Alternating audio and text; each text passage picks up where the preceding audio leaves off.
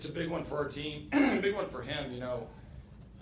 This guy's a former All-Star, and he's a good player, and he has been gutting it out less than 100%. So I think for him to come up big with the bat, obviously we know what he's doing with behind the plate, how he's controlling our pitching staff. Obviously as a catcher, that's your number one priority. But for him to come up big, give us the lead there after getting those two guys on. Obviously a big lift to our dugout, and to him personally, very proud of him. Right in front. AJ, I think every fan in Houston, media wanted Chris Carter gone in July and August, and you and Jeff Luhnow have always stood by him. What's it like to see him do this, not just September but October now, and just his belief in himself and the organization's belief in him? Yeah, he's hung in there all year. It hasn't been an easy year for him. It's still been a relatively productive year for him. I mean, this guy's continued to hit homers and maintain his composure. I think some of his stoic behavior throws some people off that maybe he's not internalizing it enough.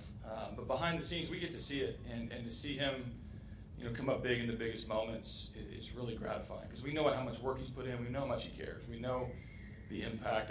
I've sat in his seat and talked about how he can change the game, and he's doing it. And he's doing it on a big stage in big moments. And arguably even the last week of the season had the biggest swing of the year in Seattle. So he's, it doesn't surprise us that he has that kind of impact. I think for him to hang in there mentally and go through the struggles that he did and come out, as hot as he's been in the playoffs is awesome. On the far right aisle.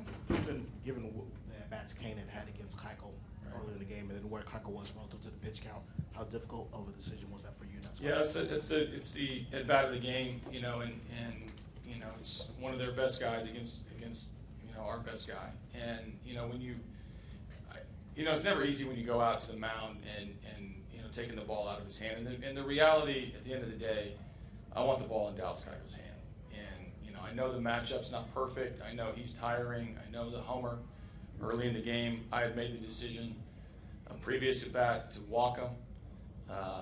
We've got a lefty on deck. I've got two really hot relievers. But the ball in Dallas Keuchel's hand brings an awful lot of confidence to a lot of people, including me. And he came up with some excellent pitches against a guy who handles left-handed pitching often. And on the left center aisle. Carlos Gomez came up with a huge hit after having trouble staying in the lineup and not really looking 100% while in the lineup. What does that hit mean to him, and where do you think he's at going forward? Yeah, I considered taking him out of the game. He didn't look comfortable in his at-bats, but man, he has some kind of competitive spirit in him, and he's a tough sucker, man. He is not an easy guy to take out of the lineup, and he was really convicted on contributing. This guy wants to win. He impacts his teammates. His energy is infectious, and for him to have that kind of at bat, he's seen Volquez quite a bit in the past, and obviously didn't look very good the first couple at bats.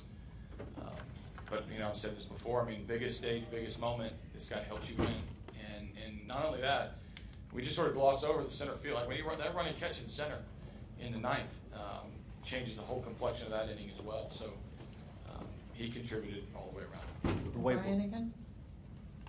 The 4-out save from Gregerson hadn't been done this year. Is that just a product of where you're at with your bullpen at this point? You kind of have to change how. Not so much the bullpen, but just where we are in the season.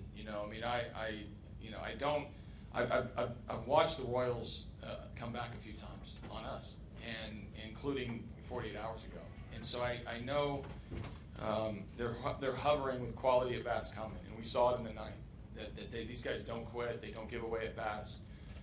They're tough to punch out. We punched out a couple guys today, but they're hard to strike out. They're hard to get out, and so at that juncture of the game, Tony Sipp did a great job of getting his 2 outs. He did have the walk, and so with Perez there, I just want my best right-handed reliever in the game, and that's Luke Gregerson. So he came in and got his outs, and I was glad he did it in only 4 pitches because it's not something he's accustomed to.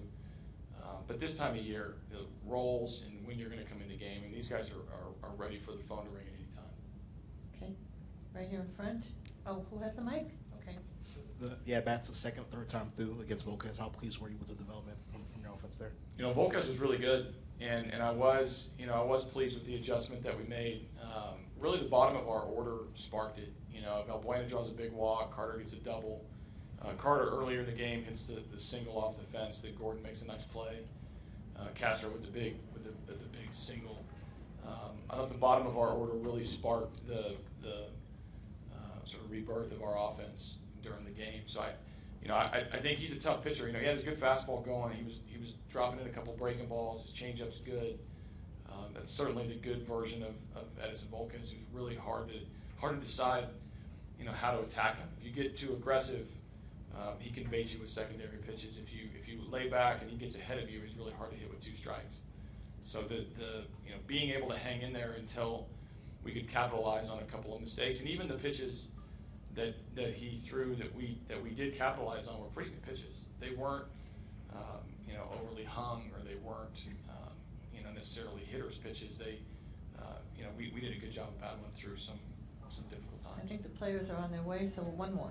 AJ, in the best sense for this team, it seemed like having Carter and Castro. I mean, these aren't stars; these aren't $20 million players, but that's kind of been you guys all season, to where you don't have to rely on somebody, and often it's the lesser-known guys who step up and carry you guys. Yeah, I mean, sometimes I think these guys are going to be known a little bit more if we can continue this on this type of stage. So I've said before, I mean, we have a really resilient group, and Carter and Castro represent that. We've got good players, and we got a good team, and I've often kind of downplayed a little bit of how good that we feel like we can be, or how good that these guys are coming up in the moments, and to watch guys flourish in some high pressure, high intense, only game on today until later, and those coming out parties for a club is good, especially a young club like us, and we don't care about how old you are, we don't care about your experience level, we don't care what you've done in the past, we care about what you're going to do tonight, and we had a lot of guys step up tonight.